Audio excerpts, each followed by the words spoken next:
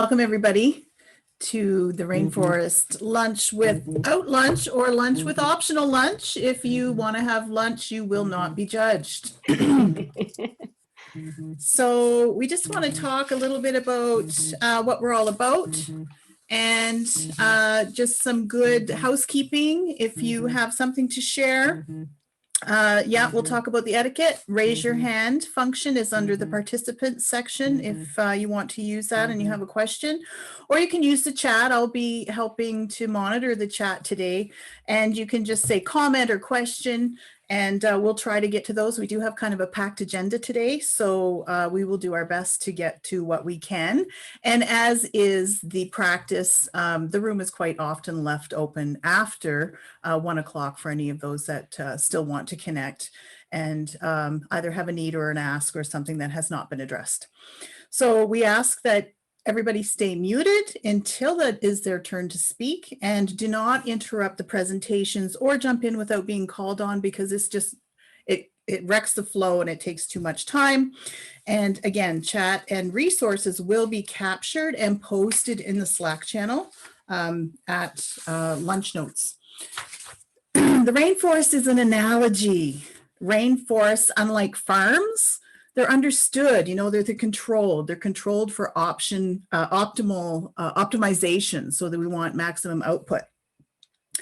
And so they're for delivering controlled outcomes, pardon me, and to maximize that result. They're risk adverse.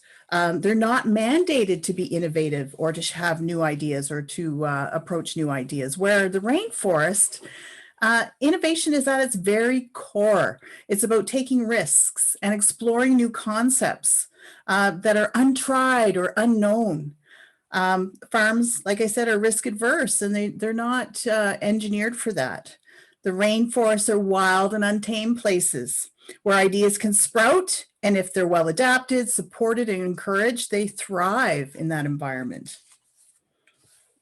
So the vision was that the rainforest here in Alberta become a world-class community of dreamers and doers, connected by a community goal of making Alberta fertile ground for building, developing, growing innovative ideas and sustainable ventures. So the idea is that these big ideas can grow right here at home.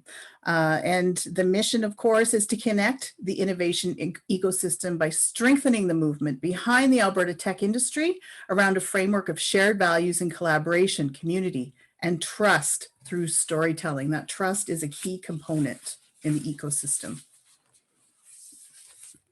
And this is a social contract. If you've not already had a chance to do that, please jump on the website and consider signing that and hang out with us. This is what actually drew me to the forest to begin with. It was developed at the very first summit. It's to be signed as an individual that wants to hang out in the forest, and acts as a code of conduct as well.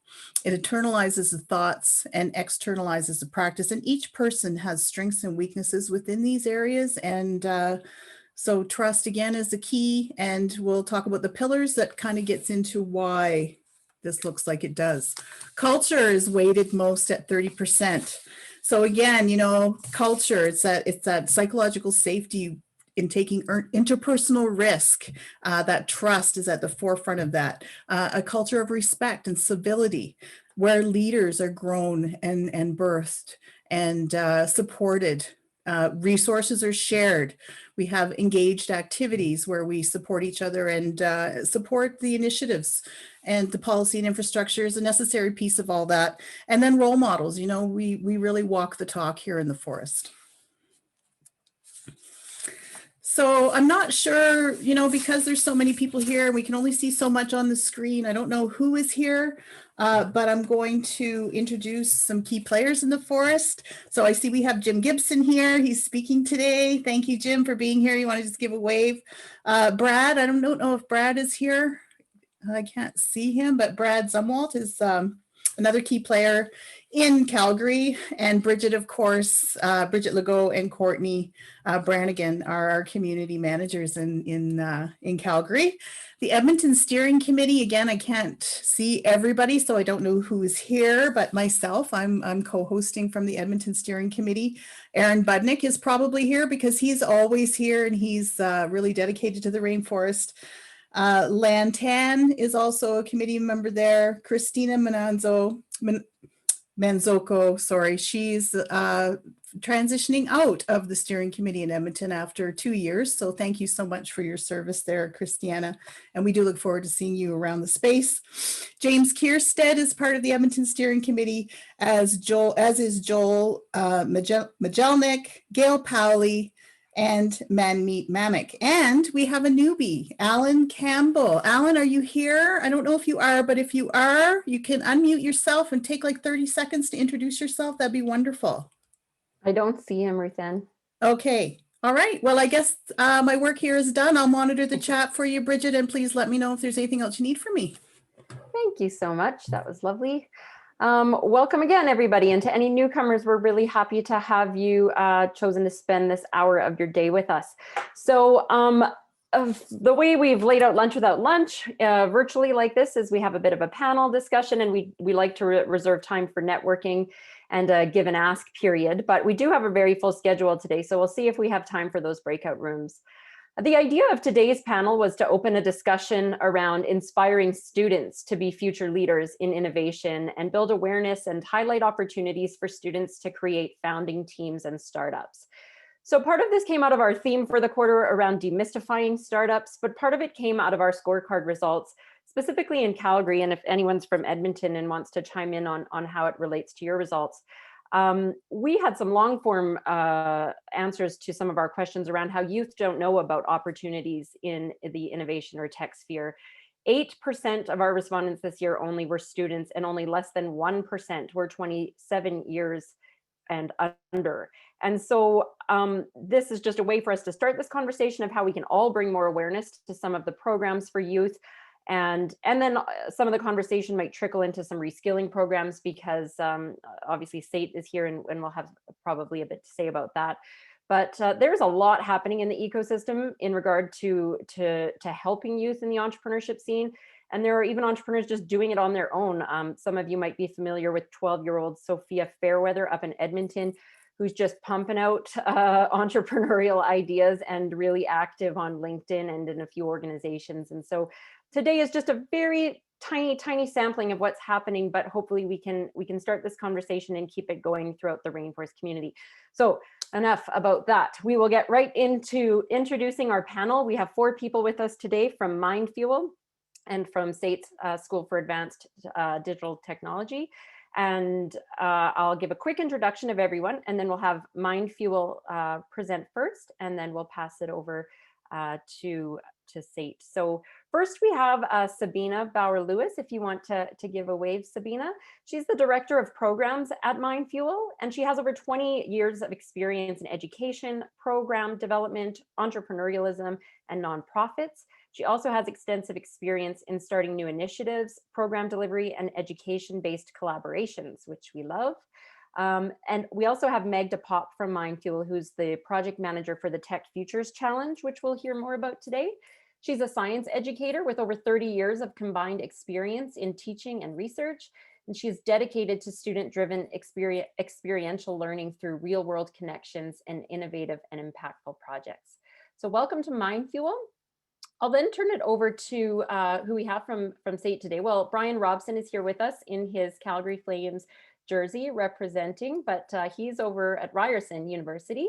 He's the Director of Training, Programs, and Business Development, and oversees the action research teams leading entrepreneurship and skills training programs at Ryerson's Diversity Institute. So those include ADAPT, which is run through SAIT, and we'll learn about the We Hub, which we have access to the Women Entrepreneur Knowledge Hub all across Canada, and the Newcomer Entrepreneurship Hub. So he has worked at Ryerson since 2015 and has had previous roles in financial services, education, and nonprofits. His passion is shaping emerging leaders and diverse teams for the future of work in a changing economy. And finally, we have Jim Gibson, who Ruthann introduced. So not everyone needs an intro to to Jim, as he is one of the co-founders of Rainforest Alberta. But for those of you who don't know him, he is an active leader in the Alberta innovation ecosystem with over 30 years of experience at the forefront of tech. He has founded 6 tech startups. He's the author of the book Tip of the Spear, Our Species and Technology at a Crossroads. He's founding partner at Calgary-based venture studio Thin Air Labs. And why he's here today is because he is the Dean and Chief Catalyst at the School of Advanced Digital Technology for SAIT. So really, really happy to have all 4 of you here today to have this conversation with us in the rainforest. I am going to stop talking and pass it right over to Mindfuel, who's going to share about some of their programming. Please put your questions in the chat. This is meant to be an engaged discussion, or raise your hand and you can unmute and share your questions, as Roseanne mentioned. So I'll hand it over to you. Hi, Mindfuel. thank you.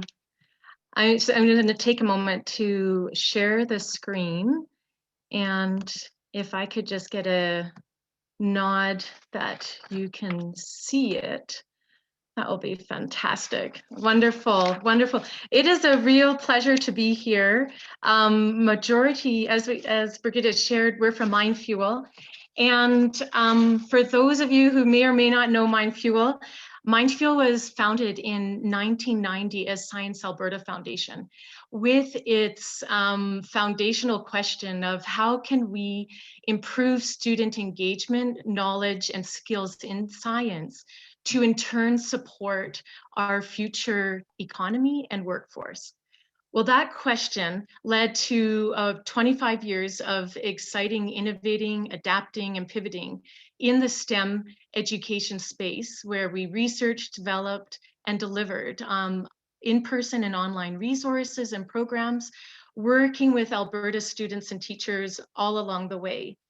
And with every innovative process, new questions, challenges, and pivots come. And for us, a key pivot happened in 2015 when we pivoted to this question of, and there is challenge, how might we nurture an innovation mindset in youth to build a more diverse economy? And as a result of this question that we really focused on, we moved into our first phase of our current Canada Tech Futures Initiative. It has evolved over the last 5 years, and it is really our core key organizational focus, with new resources and programs have been developed.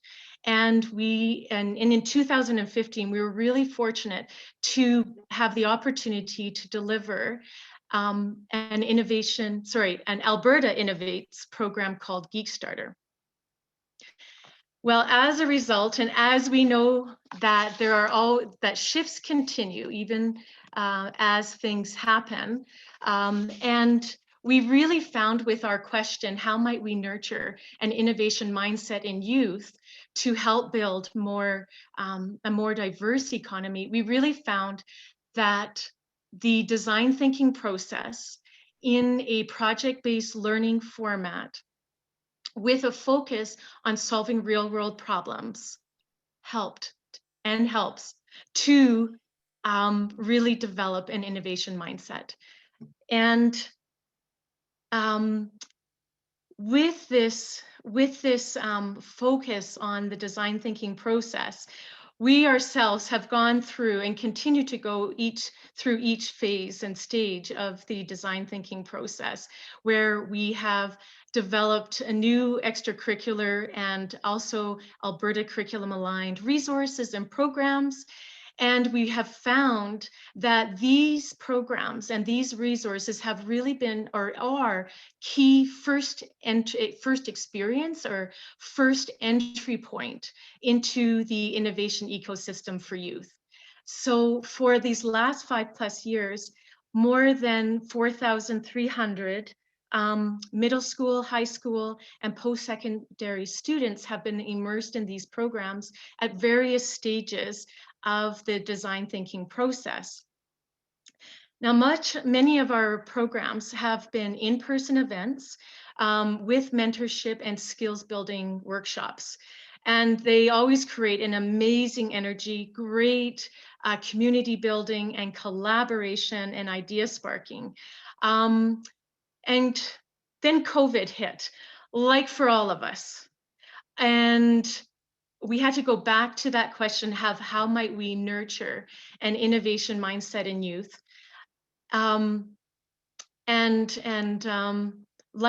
Like for all of us, as we're currently and still are experiencing, we've taken another pivot, and that is called the Tech Futures Challenge. And I'd like to pass the mic to Magda to share more about the Tech Futures Challenge. Hi, everybody. I hope you can hear me. I am Magda Pop, really happy to be here, and thank you for your time. We're really excited to be launching the Tech Futures Challenge, our new version of Kickstarter next week.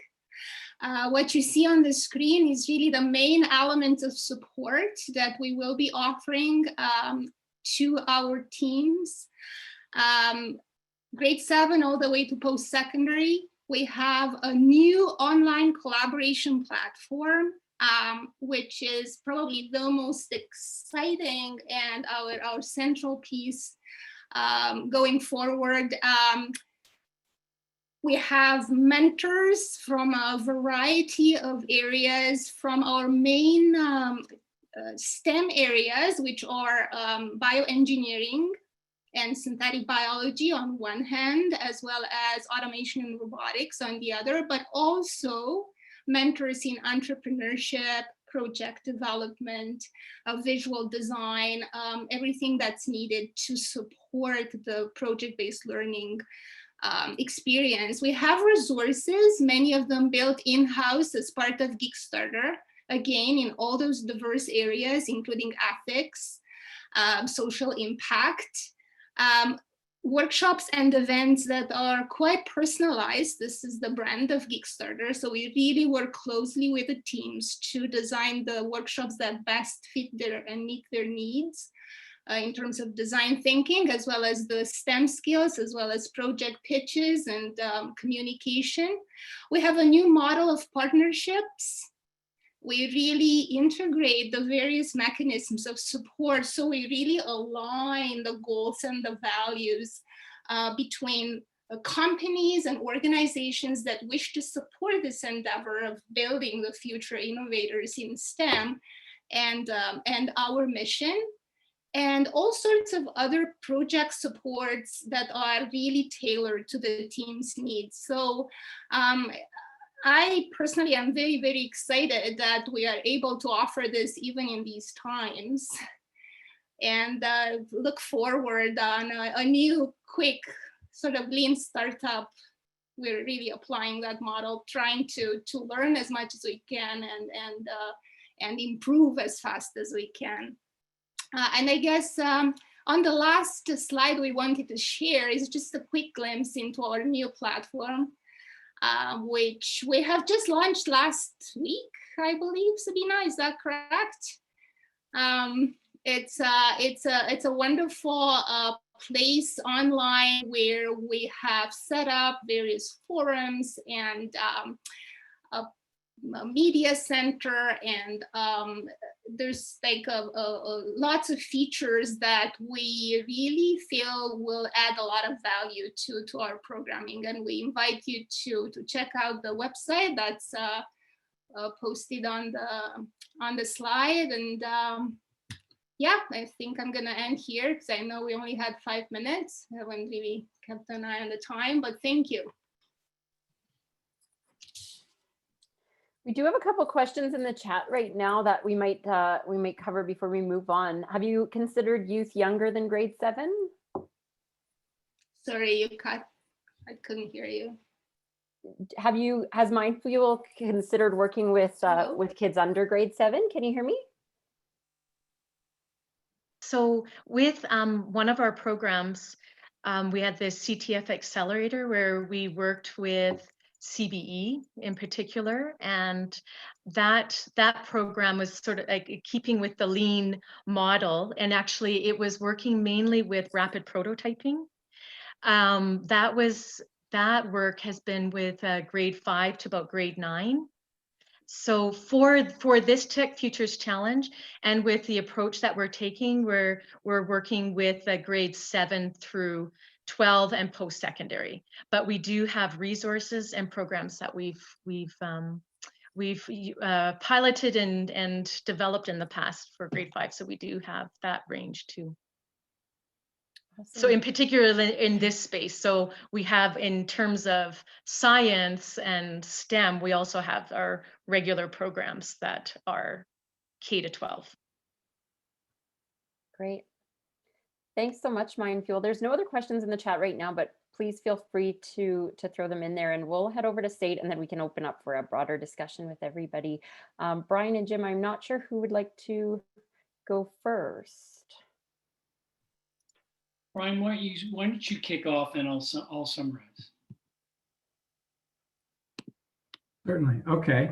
So good afternoon, everyone. It's great to be with you. My name is Brian Robson, and I am employed at Ryerson University in Toronto. I'm coming to you from the outskirts of the Greater Toronto area, but I'm wearing my Flames jersey because I am a former Albertan, lived in both Edmonton and Calgary, but I am a Flames fan. I was cheering for them last night, even though they were defeated by the Leafs. Stayed up late to see that, but very glad to be with you. And so we're here to talk about a program that's being launched through the new SAIT School of Advanced Digital Technology. So I'm just sharing my screen. Can you all see that? Everyone can see it? Okay, great. So the program that we're going to talk to you about that's been launched in Calgary through SADT at SAIT is called ADAPT. So ADAPT is a skills development and work placement program aimed at bridging the employment gap for recent graduates. So these are students who are graduating from programs that are still having difficulty getting employment, gainful employment. They're underemployed, they're unemployed. And so we provide them with additional skills training, some career coaching, and then try to match them with placements with employers that we are speaking to about the program. So just a little bit of background. The program was started in 2014 out of the Research and Innovation Office at Ryerson University. It was originally geared for arts and humanities students in particular, those with English degrees and history degrees that weren't as marketable anymore in the street. That's what the program was originally designed for. It is headquartered in Toronto at Ryerson, but it's open to recent grads from any university or college. And obviously we're expanding both west and east, and that's why I'm speaking to you today. We were originally provincially funded. That's why we operated solely in Ontario. But now more recently received federal funding, and so we've been scaling the program nationwide. Again, that's why we're here today. And so in Calgary, in Alberta, we've partnered with SAIT and with the new Advanced Digital Technology School to offer ADAPT in Alberta, and that's why we've just launched just in the last few months. So ADAPT, because it's been around since 2014, has a proven model. So we provide close to 70 hours, or give or take, of training and in-demand skills through workshops. We focus on diversity, so we focus on underrepresented groups, which is women, racialized minorities, LGBTQS+, Indigenous, persons with disabilities. We provide them some additional job searching support through coaching, help with mock interviews, etc., job search skills. And then, like we said, we try to either empower them or place them through matching with employer partners into a paid placement. So this is a meaningful paid placement. Could be an internship, could be a full-time job. We usually try to look for something that's at least 4 months. So probably a lot of people on the call here today in this particular meeting might be potential employers looking for entry-level talent. So this model works very well for you because you get to source top-tier entry-level talent. It's been screened, it's been trained, additional skills, no cost. So effectively, when you work with one of our job developers, you're working with a recruiter, but at no cost to you. And then you're getting qualified graduates, candidates with in-demand future skills, just freshly trained. So the way the program works, it's quite simple. We take recent graduates. By that, we mean those who have graduated within the last 3 years or in their final semester. Any potential educational background, we've broadened out considerably. Any university or college in Canada. Now, obviously, with COVID, this is all being done remotely. We take the recent graduate, we put them through the training, we give them the additional supports, the career coaching. And then we hopefully give them a work integrated learning experience through a paid work placement. And to date, historically, since 2014, we've had a 90% placement rate. We don't guarantee the placements, but obviously in the vast majority of cases, we have been able to successfully see the participants in a work placement program, work placement situation. Just so you understand how the program is working now in terms of delivery modes, we have 2 streams that we offer ADAPT through in Alberta through SAIT.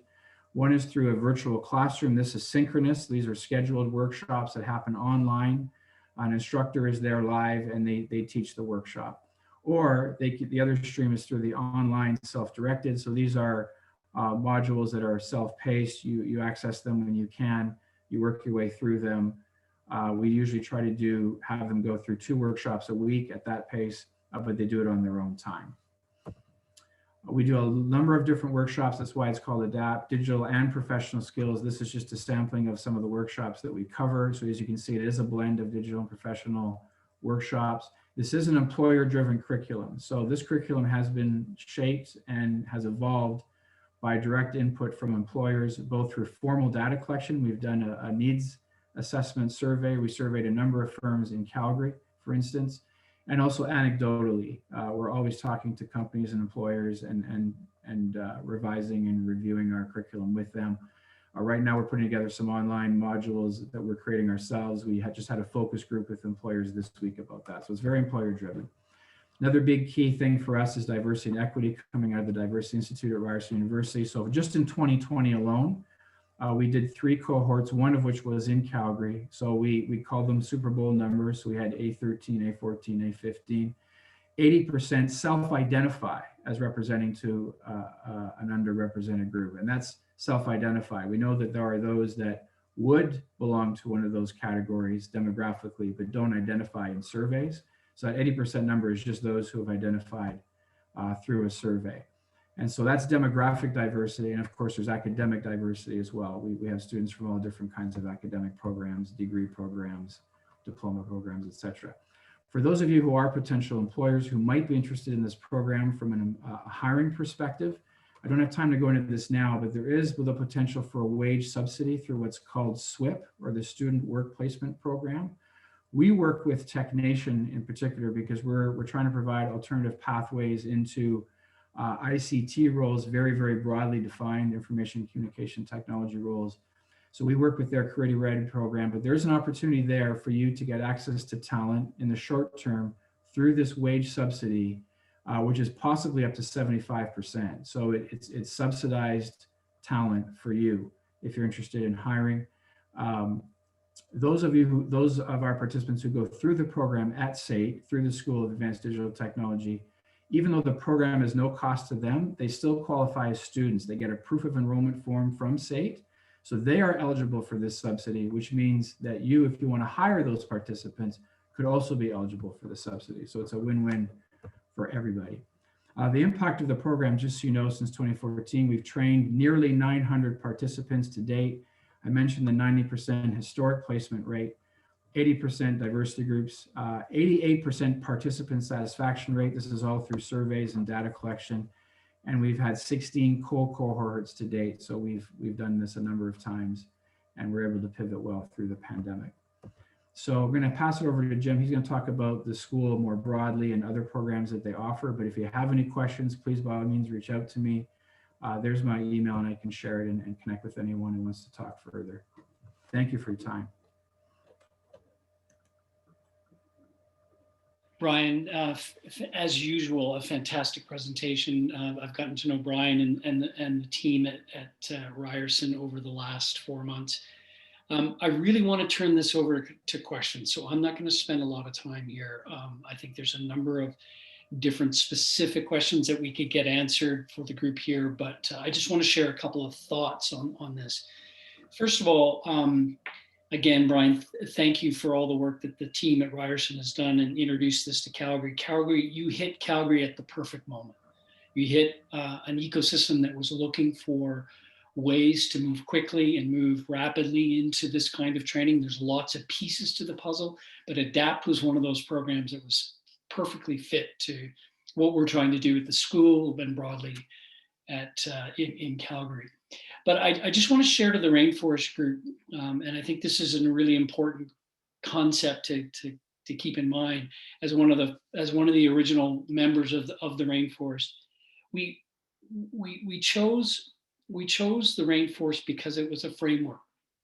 As we heard at the beginning of this conversation, it's a cohesive way to think about innovation across a complicated system like innovation in a city or a region. And we chose it for a reason, because we felt that the conversations about what was happening in innovation were good. They were healthy, they were broad, but they weren't as coherent as they needed to be.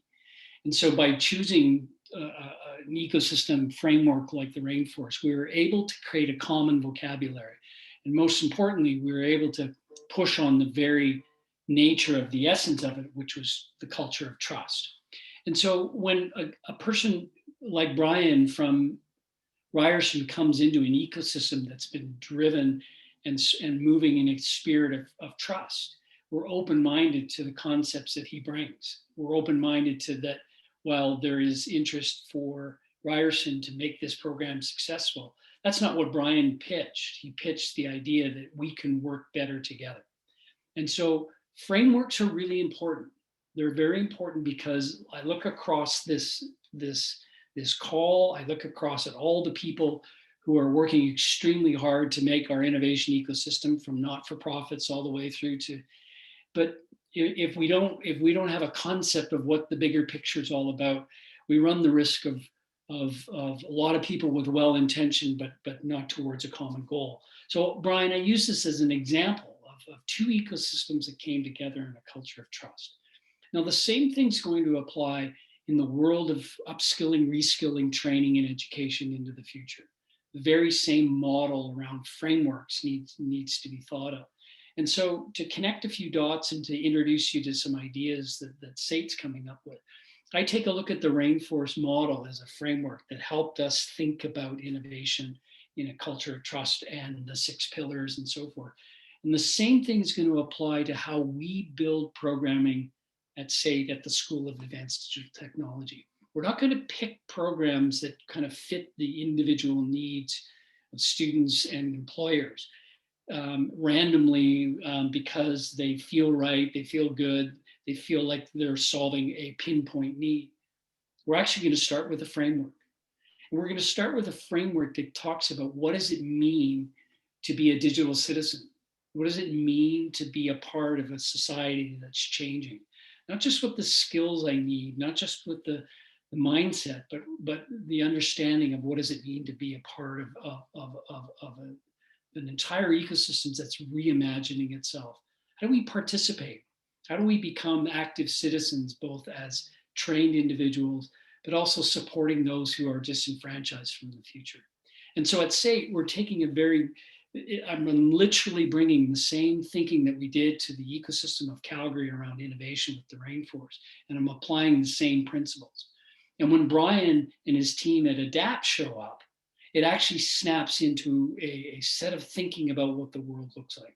So you're going to start to see over the next couple of months a series of programming, but you're also going to see Jim and my team at SADT talk about frameworks, about digital citizenship, and the idea of us being ready to move very quickly in this world. And I'll tell you, I'm borrowing a lot from the work and the learning of the social contract and the work we did at the Rainforest. So I don't want to get into specifics on SADT. I think, Brian, I really want to focus on the work that you've done at ADAPT and answer any of the people's questions around that.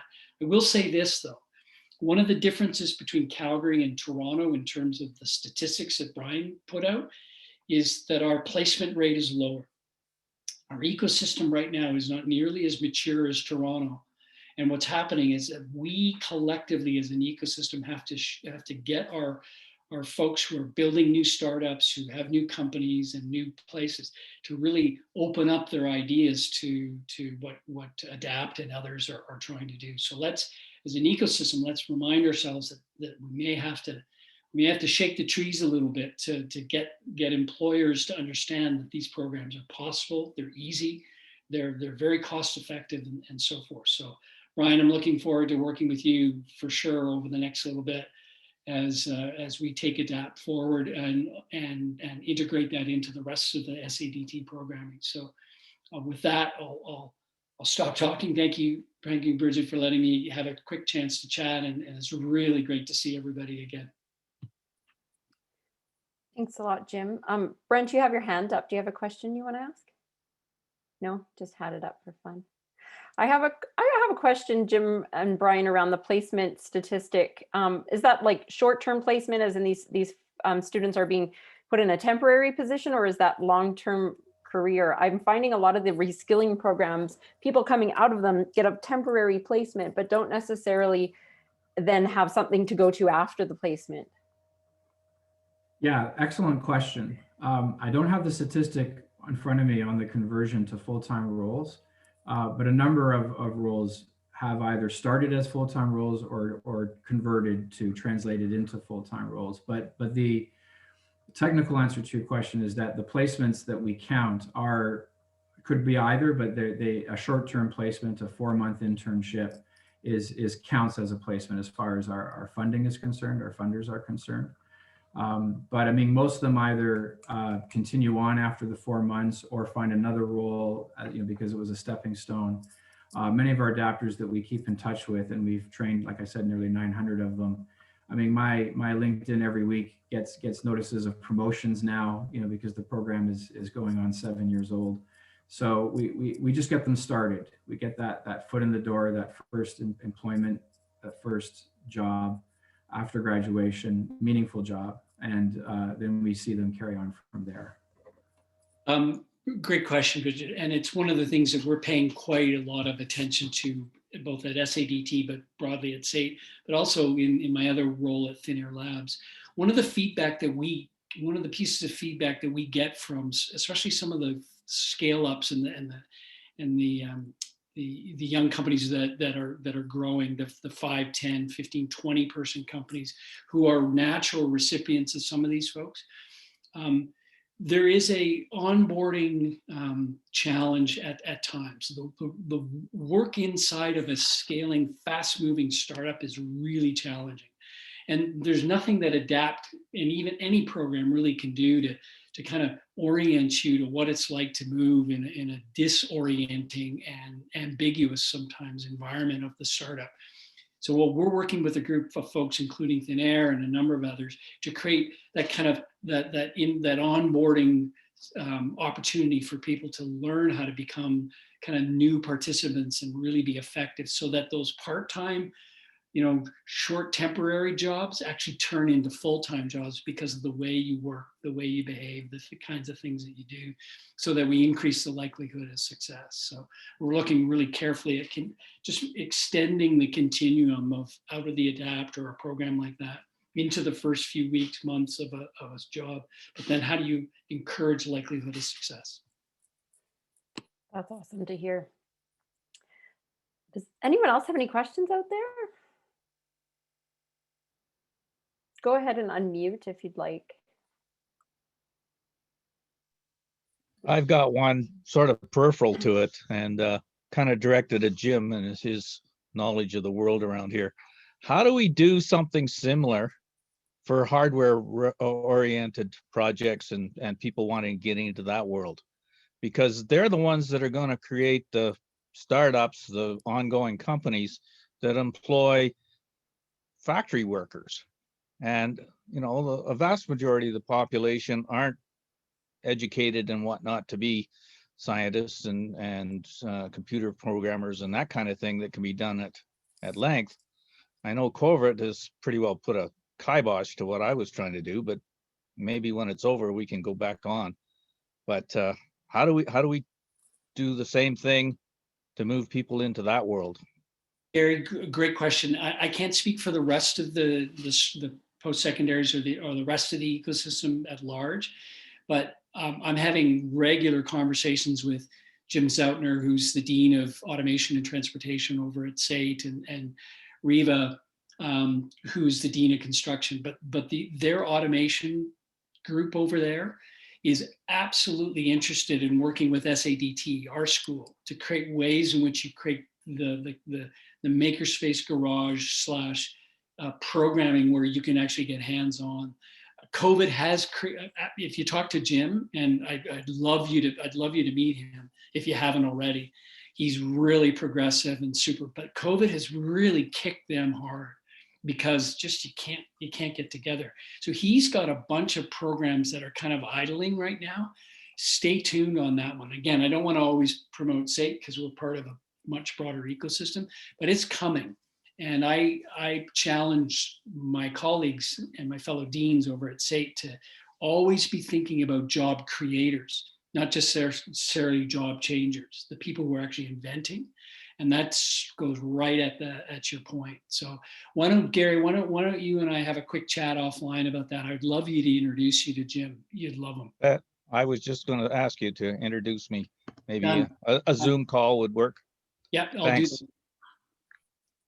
Same thing applies to new biofuels and new chemistry and automation, all that sort of stuff. Those are where the jobs are. So Jim and you and I have already hooked up on that conversation. So Even low tech stuff. Like I'm working with an outfit that all they're trying to make, the hockey stick you put in your window to keep it from getting broken into. They've got a new idea for that and it's coming out. So, I mean, it's just simple mechanical stuff, but without support, it's not going to happen. And one of the things, and sorry to monopolize, but Gary, one of the things that again, what I try and get, and I'm trying to do with the rest of the schools, is while they may feel low tech, right? A lot of these jobs, but we have to start thinking of what's the implications of being digital first or digital aware, right? Even the making of seemingly low tech things can be transformed if you put a bit of a digital first mindset on it. And again, it doesn't have to feel digital, but if you think about everything that surrounds the successful business, i.e. digital marketing, the digital sales channels that we have. So one of the things that I'm trying to do is get people away from thinking of there's an analog set of jobs and there's a digital set of jobs. I think there's only going to be one kind of job, which is knowledge intentions and digital. So anyways, but we can talk about that one over a drink. Gary, it's Eva from Future SAIT. We had a keynote speaker from Deloitte, Human Capital. He's a partner with Human Capital for Deloitte Canada. And he went and said, it's not the jobs per se that are changing, it's the tasks within the job and how they're doing the tasks. And furthermore, Sam Pilar from Jobber, who does business forms, and he's just raised, I think, 60 million US for his company. He said that even though that they're at the edge of innovating for business forms for low tech jobs like construction, cleaning, and all those other sectors which are highly manual, he says they, being on the leading edge of tech, they're finding that their skills that they have are having in time. And I think, Jim, you can probably comment on that too, that that's really the pressure on education and learning right now and applied learning. So Jim, I'll let you take that one away. Well, I think you've raised it perfectly. I think where I look at it, Eva, is the idea of the roles are changing, not the jobs. And so if we think of jobs as really the sum of a collection of roles, we're actually in when we decompose opportunities for new companies, we don't look at what's the org chart look like. We look at the role portfolio that an organization needs to start looking at. And when you disaggregate it like that, you can start to see where the future starts to impact each of those roles in really meaningful ways. How you assemble them or who does what in an organization is really also starting to break down as well, right? We tend to put roles inside jobs inside an organization chart. Well, all of that's starting to break down, and then it drives against that. So it's a great conversation for sure. So it's not just about skilling; it's about how we do roles within organizations. Great commentary. I'll just jump in, Jim. Nolan has his hand up, and I know Brent has a question as well. Yeah, I just kind of wanted to reiterate the point on what Gary mentioned is kind of low tech. startup thing like that. Like I just graduated from the U of C in mechanical engineering, so I'm kind of it's obviously technical, but it's the other side of technical. It's physical things, and I find like when I've been going through jobs, it's like a little bit tough to find an engineering role that's actually like defined as mechanical, especially in startups. Because like you go through and you can maybe find like Adabotics is obviously a local success story, like hardcore mechanical engineering, and I guess just local engineering firms, and I guess like even Blackline Safety, like a company like that who actually builds physical products. But yeah, I think a little bit more support or just like awareness, I guess, is what I would hope for on the mechanical engineering side of things.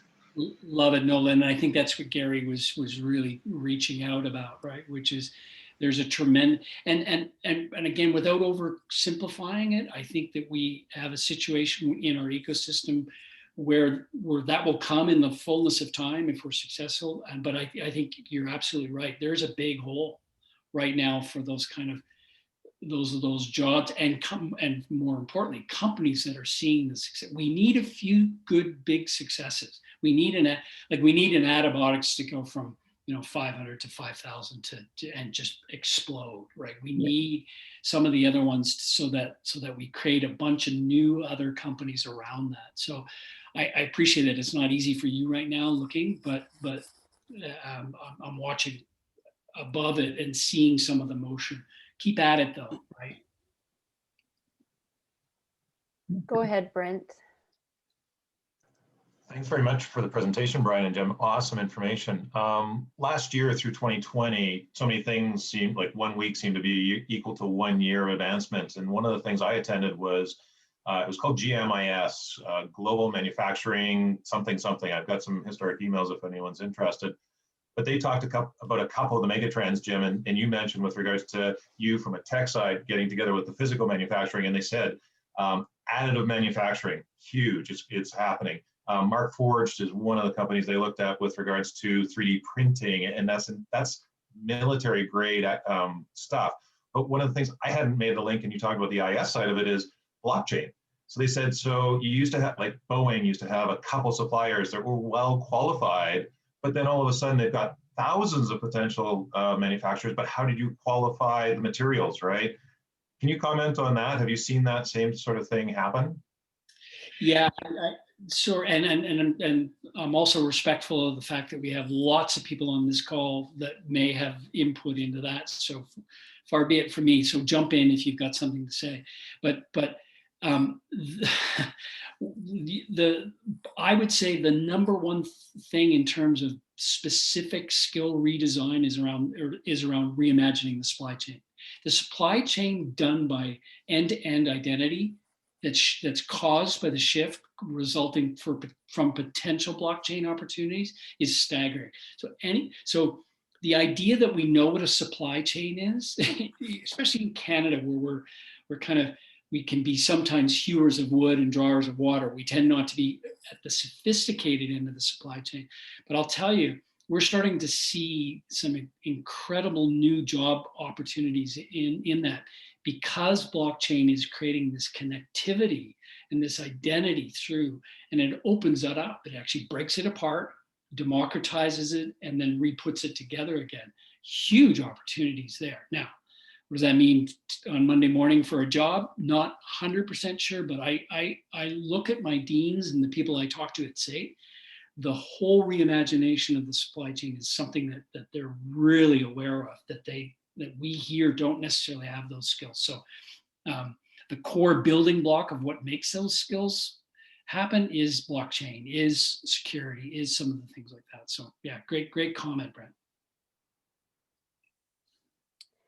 There's a few questions in the chat that maybe Brian could just answer. And Brian, I don't know if it's appropriate for me to give out Ashley's Montero's information for some of these questions about how companies can get involved and hire through ADAPT. I was going to say, she's the perfect. I'll just put the email address in the chat. Okay, that would be great. I do want to go back to Jennifer's question because it's great. How do you prepare the new graduates to be reverse mentors for leaders in addition to bringing their own digital competency into an organization? Brian, you take that. I'm just typing something, so just go ahead. Oh, right. Sure. Okay. Yeah, that's a fantastic question. We don't do anything, I'll just be honest and say we don't do anything explicit to that end, to that specific objective. We don't design the program around making them reverse lenters for senior leaders, around digital transformation. But by providing with the skills that we do provide them, I think that in itself does equip them to potentially play that kind of role within the organizations. And that's what organizations are looking for. They're looking for people who are skilled. What we produce strong generalists. So you have this variety of different skills, but you're conversant across all these different platforms and skills and areas. And then you can find your value within an organization from there. And good talent recruiters will find those people, and then we'll know how to utilize them. So really it comes down to how an organization treats the early talent that they recruit and that they onboard. But I think that the program would work well to do that because of the variety of skills that we provide them in the program. Yeah, I'm sure they gain the confidence through those skills to do more of that. All right, Ruthann, I don't know, have I missed any big questions that can't be answered quickly through the chat? There was a couple. Can I ask one? Oh, go ahead, Ruthann. No, well, Peter just wanted to know if, shoot. I would eat, but I'm afraid my stomach will get too. If it's an accreditation course, I don't know if that got addressed. And there was a question about being proactive about biodiversity as well, when you're considering different diversity.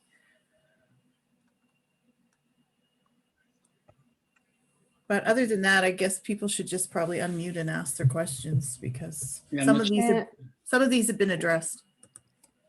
Okay, so there's a few definitely dying to. I'm just going to quickly make an announcement.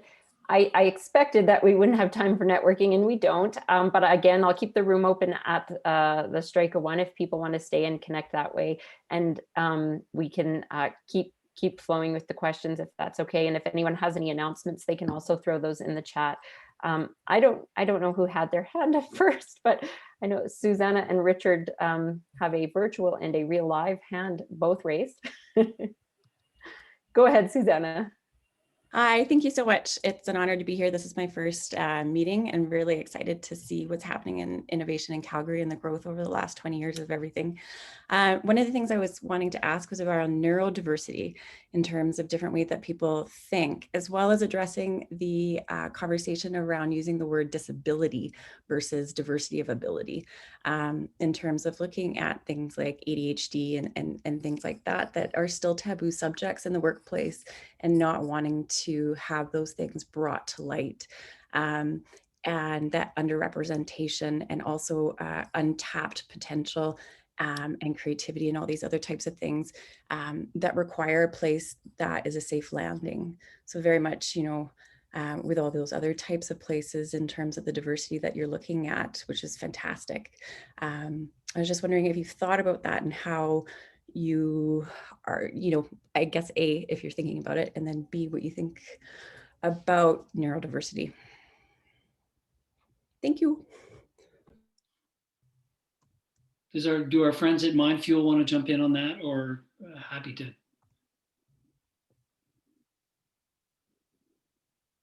Not to put anybody on the spot. Yeah, well, with thinking within the realm of the middle school, high school, and post-secondary programs that we develop and deliver, we try to always have a framework that teachers or that we can be working with that is broad and that it's really scaffolded. And we've also had the opportunity, particularly through the Geek Starter program, to adapt and to evolve our programming based on the needs of the groups. So there's, I guess we don't always, with each cohort, with each program year, we have a huge range of students. I don't think we probably haven't worked with as broad a range as that you're mentioning within the neurodiversity element, but having that flexibility and an open framework, and really understanding the needs of the community. And well, I think it starts with that trust, the community, and the openness, especially when we don't know the answers, which we're really comfortable with not knowing the answers. So we always reach out to subject matter experts. So to, meeting with new community so that we can ensure that we're doing the best we can, and to learn along the way. We're all learners and we're all adapting. So I hope that helps a little bit. It does. When you're talking about connecting with, your communities and things, like how much do you connect with the students and get their feedback with your programs? So just thinking of the ones that are project-based learning, when we're developing, we go through, we have like user testing, and right now, even with our Tech Futures Challenge, along the way, we're asking for feedback.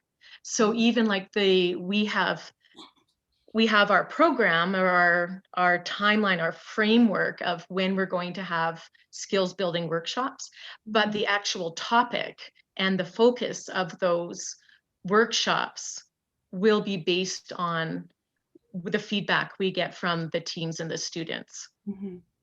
Susanna, maybe we could just, if you wouldn't mind, totally. if everyone could put their email addresses on the panel for people to connect with after, and we'll just quickly get to Richard's question before we wrap things up.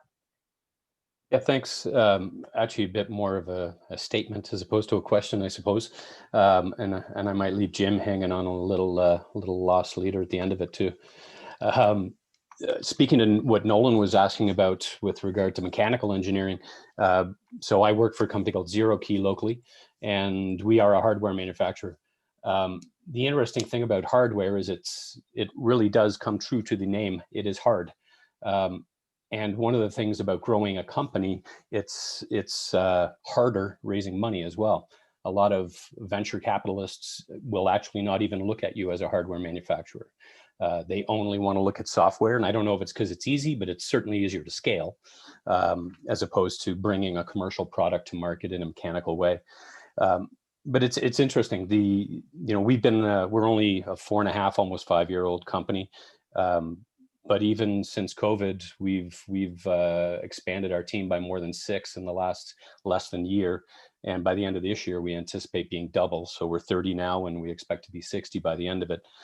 And the rationale behind it for us is that we see an interaction of our hardware in making the human capital more valuable in the value chain, from manufacturing, supply chain, and I won't get into my sales pitch, but we certainly see where the opportunity to grow, where robotics maybe one day will take over things.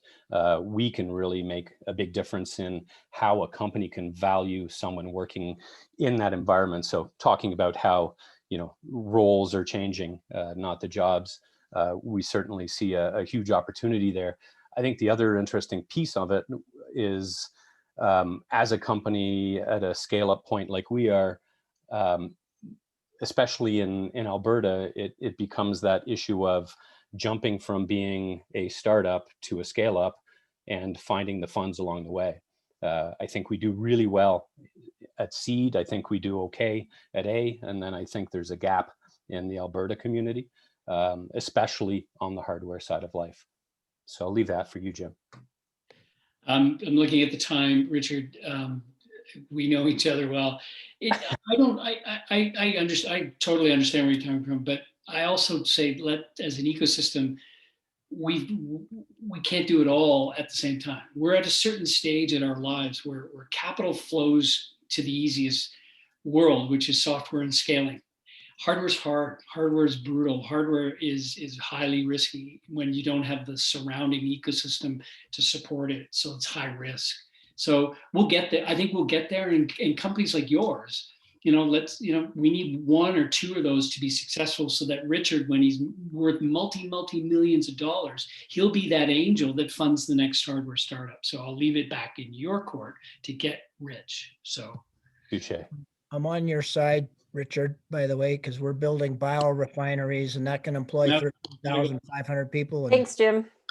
Okay, guys, we are gonna, sorry to cut you off, Peter, but yeah, no time for networking. So I apologize to everyone who keeps filling out the poll, asking for the networking time. We just might have to book another hour in the week for people to network because an hour is never enough to cover these huge topics.